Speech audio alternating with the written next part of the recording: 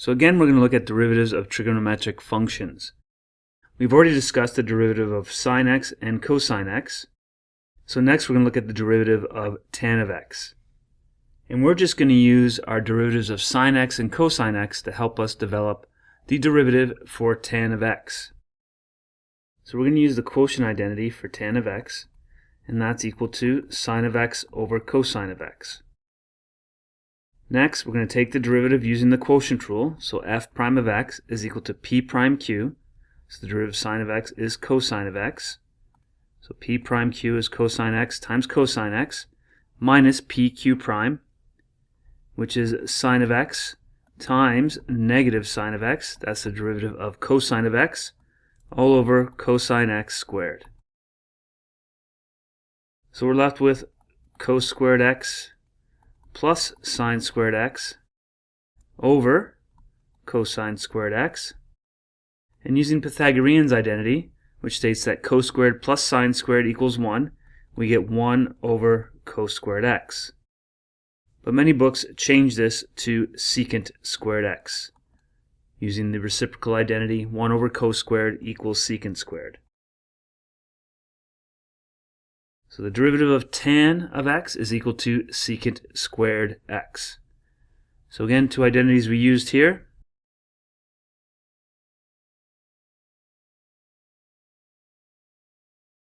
So our third shortcut, the derivative of tan of x is equal to secant squared x. So let's take a look at a few examples. So example 1, we want the derivative of y equals tan 3x plus pi. So dy dx is equal to, we're going to use our chain rule. Our outer function is tan, and the derivative of tan is secant squared. The inner function is 3x plus pi, so we leave that there. And then we multiply by the derivative of the inner function, and the derivative of 3x plus pi is just 3. Remember that pi is a constant, and the derivative of a constant is 0. So we can rewrite this as 3 secant squared of 3x plus pi. Next one, again, is a composition of functions. This time the outer function is x to the fourth. So we have 4 times the inner function, sine of x plus tan of x. Reduce the exponent by 1, and then times by the derivative of the inside. And the derivative of the inside is cosine of x plus secant squared x. Alright, C. What about x tan e of x? This one, we have a product of two functions, x and tan of e of x, and notice that tan of e of x is a composition of functions. So we're going to use multiple rules here.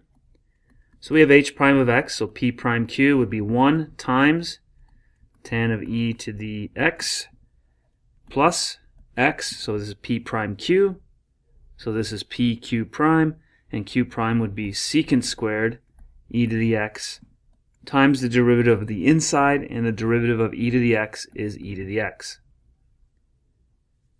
So this is equal to tan e to the x plus x e to the x secant squared e to the exponent of x.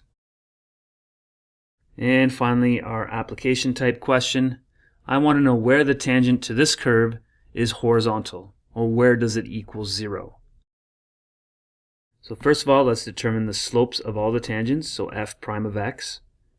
Again, we have our product rule because it's sine of x times tan of x. So the product rule will give us cosine of x times tan of x plus sine of x times secant squared x.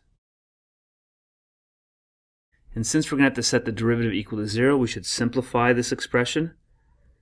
So we have cosine x times sine x over cosine x plus sine x over cosine squared x. We used our quotient identity for tan of x, which is equal to sine over cos, and the reciprocal identity for secant, which is 1 over cos. Now normally I would cancel out the cosines, but notice we want a common denominator, so I'm going to multiply my first fraction by cosine x over cosine x, and I end up with sine x times cos squared of x plus sine x all over cosine squared of x. This is one method that I would recommend if you're going to set the derivative equal to 0. Express it as one fraction instead of 2. So now we let f prime of x equal 0, and then we end up with the following. 0 is equal to sine x cos squared x plus sine x.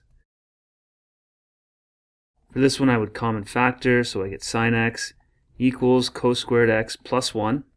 Now we can solve for where each factor equals 0.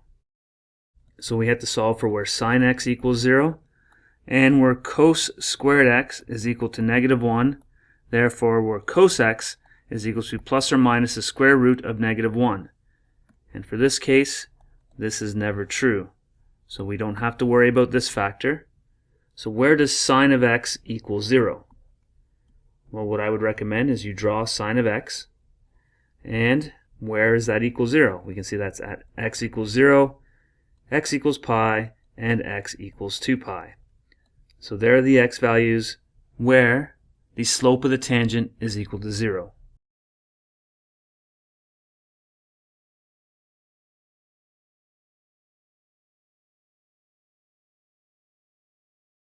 So please try the following questions from your textbook,